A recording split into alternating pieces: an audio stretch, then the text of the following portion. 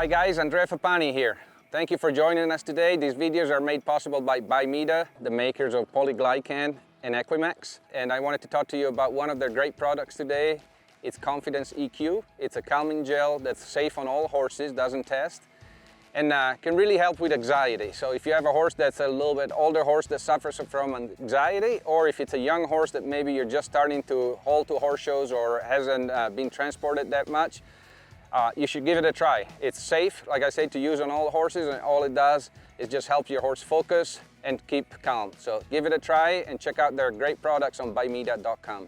The focus on today's videos is to pay attention what the small things that you do on top of your horse when you're riding, what they're doing to your horse.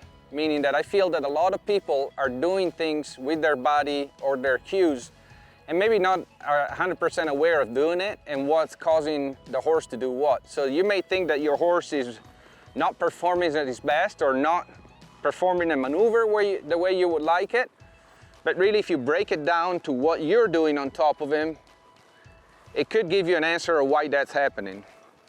I know myself, I always have to keep in check where I'm sitting, where I'm looking, what am I doing with my legs, what am I doing with my hands.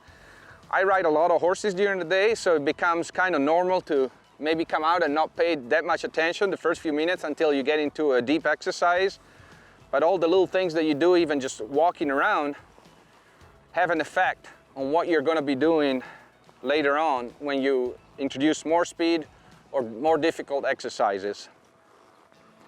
I would say that one of the biggest things for me, and I notice a lot of other riders too, is that when we go slow, or maybe we're just warming our horse up, we seem to kind of help our horse a lot.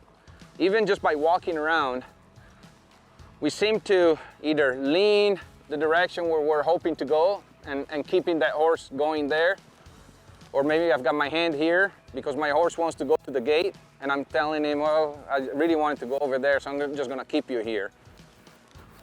Which is a bad habit because you're teaching your horse that you're doing all the work for them. And that's just a little example. So even if I'm just walking around, what am I doing with my legs? Do I need to kick every step just to keep him walking? Because if I do that, how am I going to expect to get a rundown at high speed without having to kick my horse even harder? So I'm aware of that. So if my horse is wanting to be lazy already at the walk, I can't be kicking all the time. I got to get him walking where I want and then release my legs. Then walking where I want and release my legs. So I'm teaching some impulsion already at the walk when I'm warming up. I know it can seem kind of basics and say, okay, let's talk about +1 turns and +1 stops. But that's where it comes from. If you're not aware of what you're doing and what your body is doing the simple things, it's going to be hard to do the hard things right.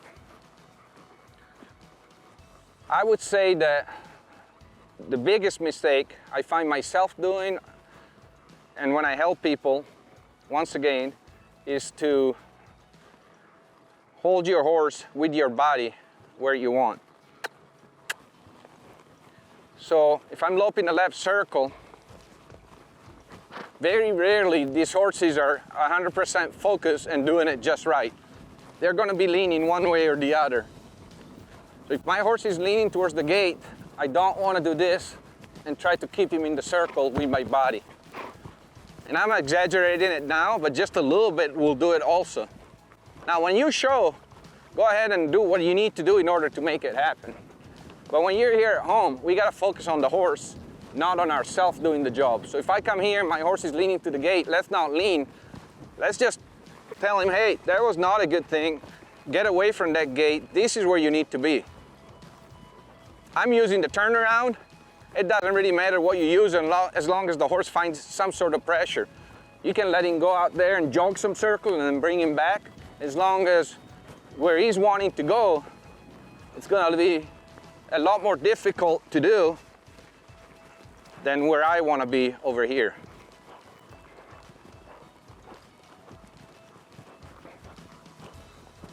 Same thing like I said with your hand.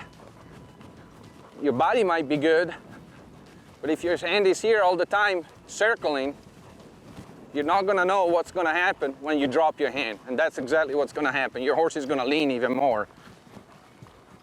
So every once in a while, look down at your hand.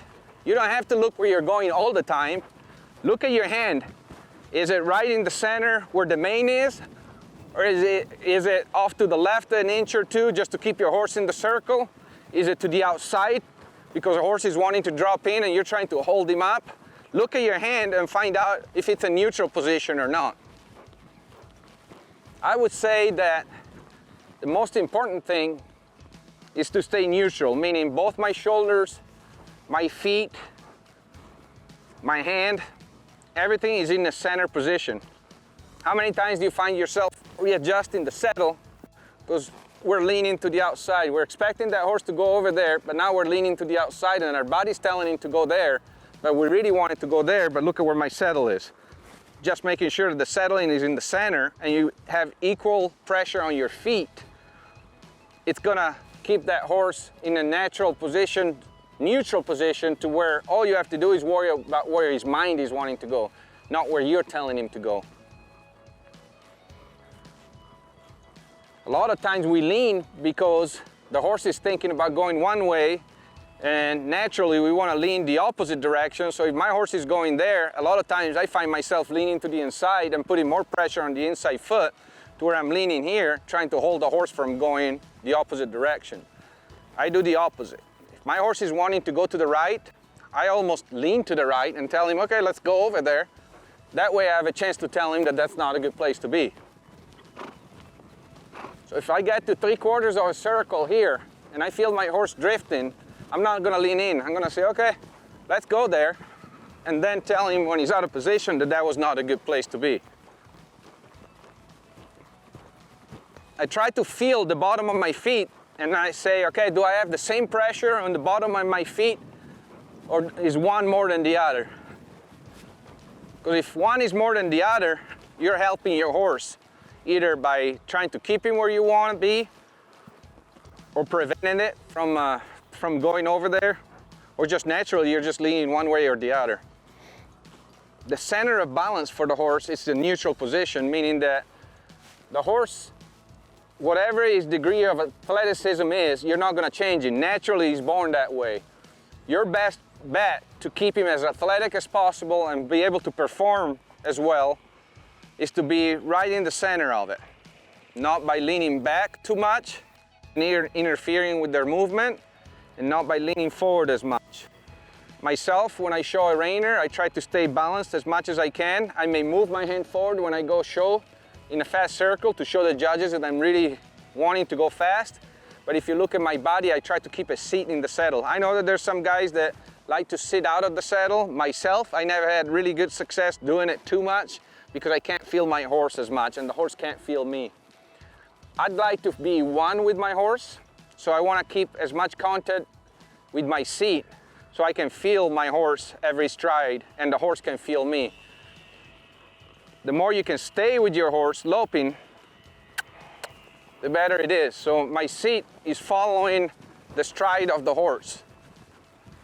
On a smooth horse it's easier, on a rougher horse it's harder, but how many times do we find ourselves loping a fast circle and now you're out of rhythm with your horse to where you're speeding up, and instead of following with your hips, now you lose your feel and now you're kind of bouncing on the horse like that. This is probably the worst, because now you're not feeling your horse, the horse is not feeling you, and let's say that you want to slow down in the center, you're going to have a big old bounce in order to slow down. That's going to set you up for failure every time because your horse is not feeling what you're wanting and you're not feeling your horse. So by concentrating on the seat and making sure that you have constant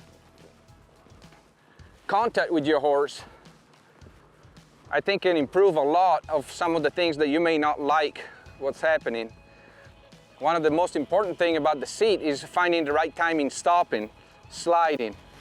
A lot of green riders or riders that are difficulty stopping, it's because they're not in the seat as the horse is going into the stop. Then they bounce, then they lose their confidence because they get scared because you get bounced forward.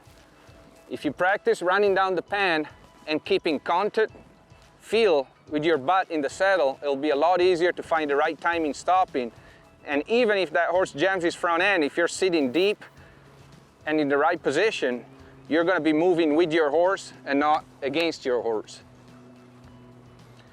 So I know that it's pretty simple, and it's something that, you know, most people think they know, but knowing is not doing it. Make sure that you check yourself, and make sure that every day when you ride, you check your seat, check your hand position, feet position, and everything you can do to be in that good position for the horse to perform. So my biggest tip for today is make sure that you're aware of where you're sitting on your horse every time you get on your horse. Make sure that you check your legs, feet, and seat, and make sure you're sitting right where you need to be.